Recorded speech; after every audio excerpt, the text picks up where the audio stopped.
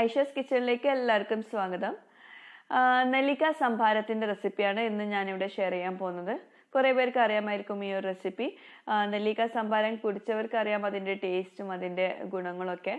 അപ്പോൾ തീർച്ചയായിട്ടും ഈ ഒരു സംഭാരം കുടിക്കാത്തവരുണ്ടെങ്കിൽ ഒന്ന് ട്രൈ ചെയ്ത് നോക്കാം. നല്ല ടേസ്റ്റാണ്, നല്ല ഹെൽത്തിയുമാണ് ഈ ഒരു ഡ്രിങ്ക്. നമുക്ക് ചോറിൻ്റെ കൂടെ മോരൊക്കെ കുടിക്കുന്നതിന് പകരം ഈ ഒരു ഡ്രിങ്ക് കുടിക്കുകയാണെങ്കിൽ നല്ല ടേസ്റ്റാണ്. നല്ലൊരു കോമ്പിനേഷൻ വരുന്നുണ്ട് ചോറും നെല്ലിക്ക സംഭാരം കൂടി. അപ്പോൾ തീർച്ചയായിട്ടും എല്ലാവരും ഒന്ന് ട്രൈ ചെയ്ത് നോക്കാം. നമുക്ക് റെസിപ്പി ഇങ്ങനെ നോക്കാം. അപ്പോൾ ഇതൊക്കെയാണ് നമുക്ക് നെല്ലിക്ക സംഭാരം തയ്യാറാക്കാൻ വേണ്ടിയിട്ട് ആവശ്യമുള്ള ചേരുവകൾ. ഇതിലേക്ക് മെയിനായിട്ട് വേണ്ടത് നെല്ലിക്കയാണ്. ഞാൻ 3 നെല്ലിക്ക എടുത്തിട്ടുണ്ട്.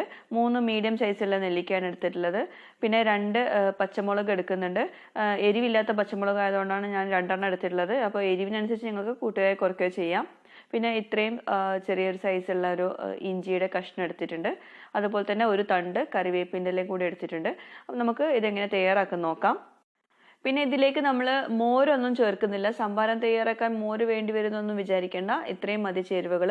ഇനി നമുക്ക് ഈ ബ്ലെൻഡറിൻ്റെ ചെറിയ ജാർ എടുത്തിട്ട് അതിലേക്ക് നമുക്ക് കുരു കളഞ്ഞിട്ട് നെല്ലിക്ക കഷ്ണങ്ങളാക്കിയിട്ട് ഇട്ട് കൊടുക്കാം. അതുപോലെ തന്നെ ഇഞ്ചിയും നമ്മൾ ചെറിയ കഷ്ണങ്ങളാക്കിയിട്ട് ഇട്ട് കൊടുക്കണം. എന്നാൽ മാത്രമേ അത് നന്നായിട്ട് അരഞ്ഞ് കിട്ടുള്ളൂ. നമ്മളിപ്പോൾ ചെറിയ ജാർ എടുത്ത് തന്നെ വലിയ ജാർ എടുക്കുവാണെങ്കിൽ നന്നായിട്ട് അരഞ്ഞ് കിട്ടില്ല. അപ്പോൾ അതുകൊണ്ടാണ് ചെറിയ ജാർ എടുക്കുന്നത്.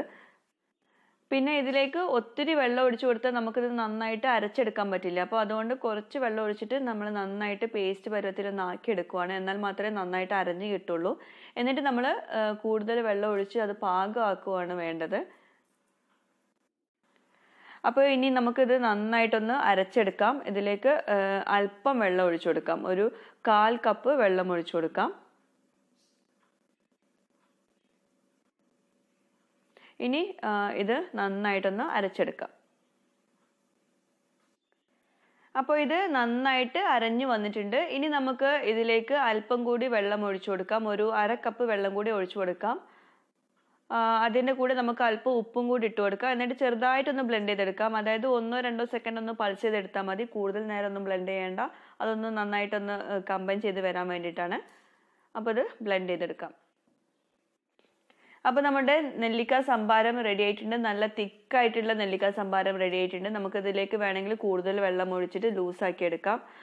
പിന്നെ കൂടുതൽ നിങ്ങൾക്ക് ഉപ്പ് വേണമെങ്കിൽ നമ്മളിത് അരിപ്പയിലൂടെ അരച്ച ശേഷം നമുക്ക് ഉപ്പ് ആവശ്യത്തിനുള്ള ഇട്ട് കൊടുക്കാം. അരിപ്പയിലൂടെ ഇതുപോലെ ഒന്ന് അരിച്ചെടുത്തിട്ട് യൂസ് ചെയ്യുന്നതാവും ഏറ്റവും ബെസ്റ്റ്. നന്നായിട്ട് സ്ക്യൂസ് ചെയ്തിട്ട് ആ നീര് മൊത്തം നമുക്ക് എടുക്കണം. എന്നാൽ മാത്രമേ ആ നെല്ലിക്കയുടെ ഫുൾ ബെനിഫിറ്റ്സ് നമുക്ക് ഇതിൽ കിട്ടുള്ളൂ. അപ്പോൾ അതുകൊണ്ട് മാക്സിമം നന്നായിട്ട് സ്ക്യൂസ് ചെയ്തിട്ട് എടുക്കുക. ഞാനിപ്പോൾ ആ ബാക്കിയുള്ളത് ഞാൻ അല്പം വെള്ളത്തിലും കൂടി ഇട്ട് കൊടുക്കുന്നുണ്ട്. എന്നിട്ട് ഒന്നുകൂടെ നമുക്കിത് അരിപ്പയിലൂടെ അരച്ചെടുക്കാം. ഞാനിപ്പോൾ ഇത് ഡീറ്റെയിൽ ആയിട്ട് കാണിക്കുന്നതുകൊണ്ടാണ് ഇത്രയും ലെങ്തി ആവണം കേട്ടോ.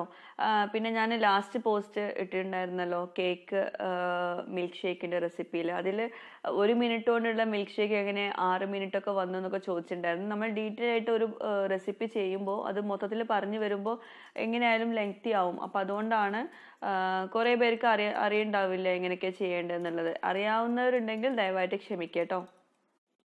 അപ്പോൾ നമ്മുടെ തിക്കായിട്ടുള്ള സംഭാരം റെഡി ആയിട്ടുണ്ട്. ഇതിലിപ്പോൾ നമുക്ക് വേണമെങ്കിൽ 1 കപ്പ് വെള്ളം കൂടി ഒഴിച്ചിട്ട് വേണം മോരൊക്കെ പോലെ കുടിക്കുന്ന പോലെ കുടിക്കാൻ. അല്ലെങ്കിൽ നല്ലൊരു ഹെൽത്തി ആയിട്ടുള്ള ഡ്രിങ്ക് ആണ്. അപ്പോൾ ഒത്തിരി വെള്ളം ഒഴിച്ചിട്ട് നമ്മളത് കേടാക്കണ്ട. അപ്പോൾ ഇതുപോലെ തന്നെ വേണമെങ്കിൽ കുടിക്കാം. നല്ല ടേസ്റ്റാണ്. അതുപോലെ തന്നെ ഒത്തിരി ഗുണങ്ങളുള്ള ഒരു ഡ്രിങ്ക് കൂടിയാണ്. അപ്പോൾ നെല്ലിക്ക വെച്ചിട്ടുള്ള ഈ ഒരു ഡ്രിങ്ക് നിങ്ങൾ ഇതുവരെ ട്രൈ ചെയ്ത് നോക്കിയിട്ടില്ല എന്നാണെങ്കിൽ ഒന്ന് ട്രൈ ചെയ്ത് നോക്കുക. നല്ല ടേസ്റ്റി ആയിട്ടുള്ള നല്ല ഹെൽത്തി ആയിട്ടുള്ള ഒരു ഡ്രിങ്ക് കൂടിയാണ്. പിന്നെ നിങ്ങൾ ഇത് ട്രൈ ചെയ്ത് നോക്കിയിട്ട് നിങ്ങളുടെ ഫീഡ്ബാക്ക് ഇതിന് താഴെയുള്ള കമൻറ്റ് ബോക്സിൽ എഴുതാനും മറക്കരുത്. പിന്നെ ഈ ഒരു ചാനൽ ഇതുവരെ സബ്സ്ക്രൈബ് ചെയ്യാത്തവരുണ്ടെങ്കിൽ ദയവായിട്ട് സബ്സ്ക്രൈബ് ചെയ്യുക, സപ്പോർട്ട് ചെയ്യുക. നിങ്ങളുടെ ഫ്രണ്ട്സുമായിട്ടും ഈ ഒരു ചാനൽ ഷെയർ ചെയ്യാനും മറന്നു പോകരുത് കേട്ടോ. താങ്ക്